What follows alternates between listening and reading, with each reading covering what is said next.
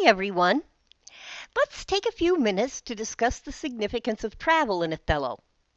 Now, you recall that travel outside of the pilgrims' hometowns and places of business is significant in Chaucer's The Canterbury Tales. Not only does the pilgrimage provide an audience for the pilgrims' tales, without it, the tales could never be told. As we'll see, the move from Venice to Cyprus is equally important in Othello. Although cunning Iago probably would have been able to devise a way to meet his goals had the character stayed in Venice, he would have had to use different tactics. The movement to Cyprus is absolutely necessary for the action of the play to unfold as it does. The source for this presentation is literary critic Alvin Kernan.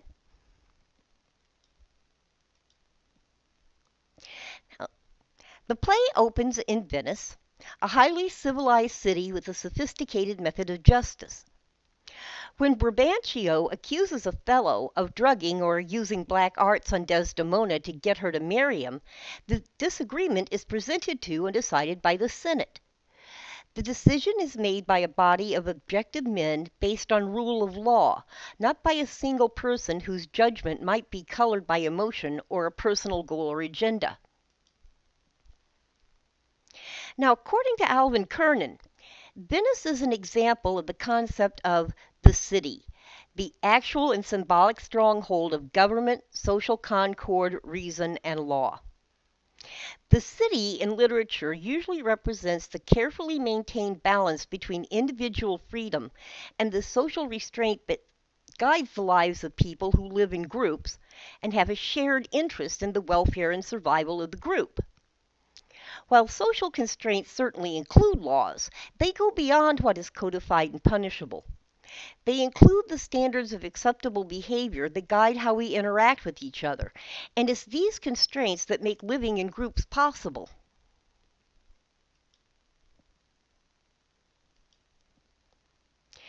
The opposite of the city is barbarism.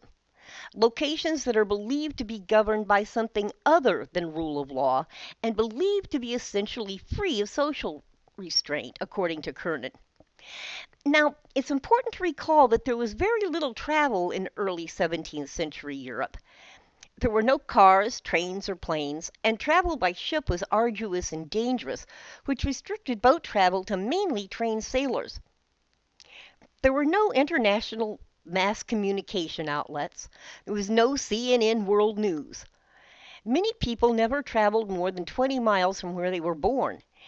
Even those who were considered widely traveled seldom left the area we now call Europe unless they were explorers or traders, according to Kernan.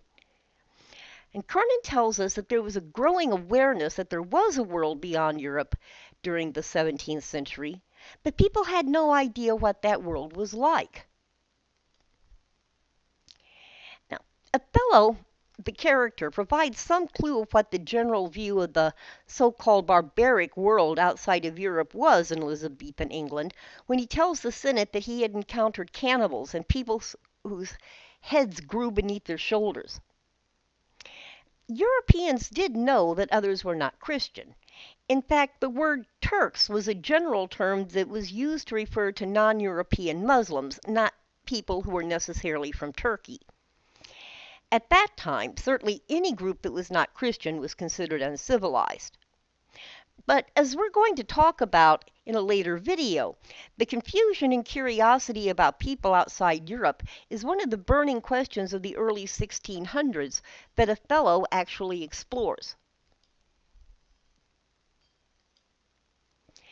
Now, between the city and the barbaric non-European wilderness were outposts such as Cyprus, and that's where the majority of the action of Othello takes place. According to Kernan, Cyprus, as a military outpost, is not the citadel of civilization that Venice is. Othello himself describes Cyprus as a town of war yet wild in lines 212 and 213 in Act 2, Scene 3. Because Cyprus lacks the social sophistication of Venice, there are fewer restraints on behavior.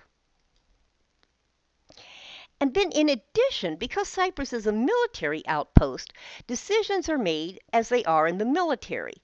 not by a group of objective men such as the Senate in Venice, but by the highest ranking military officer.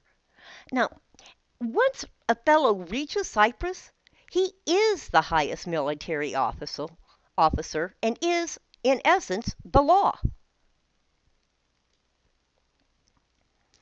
Now, Iago wouldn't have found it as easy to manipulate Othello with lies had the group not traveled to Cyprus, and certainly Othello wouldn't have been in a position to act as judge, jury, and executioner in punishing Desdemona. If the group had stayed in Venice, as soon as Desdemona learned that Othello believed she was cheating, she would have turned to her father, who would have taken the matter to the Senate. Desdemona would have been able to prove that she had been a virgin on her wedding night by presenting the marital bedding. Othello then would have been asked for evidence of Desdemona's infidelity, which would have led to Iago's testifying before the Senate.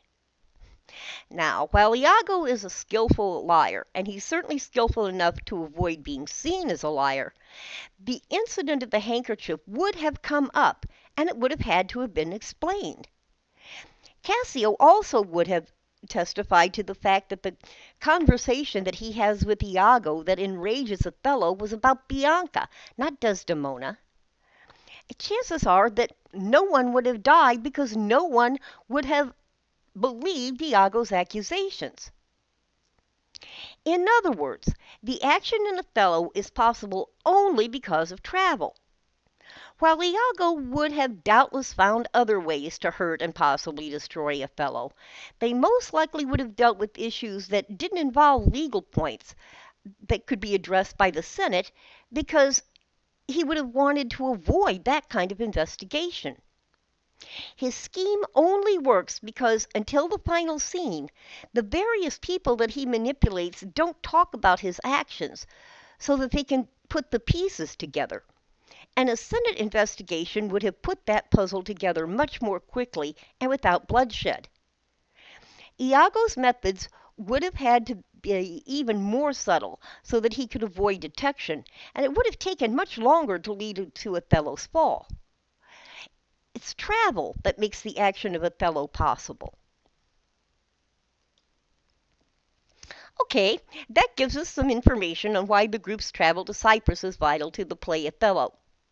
If you have any questions, email me from an account other than Canvas at deborah.oki@csn.edu. We'll talk again soon.